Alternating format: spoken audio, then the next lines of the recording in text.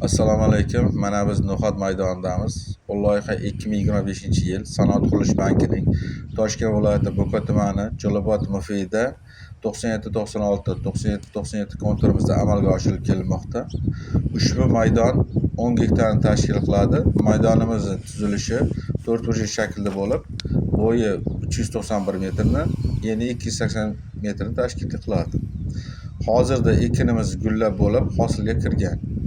Hosil pishish yetilish davri 100-120 kunni tashkil qiladi. Ekinimizga birinchi agrotexnik va o'g'itlash ishlari ko'rsatilgan bo'lib, ekinimiz birinchi sug'orish ishlari ham amalga oshirilgan. Ushbu loyiha 33 ta fuqaroga 0,30 gektar, ya'ni 30 sotikdan bo'lib berilgan.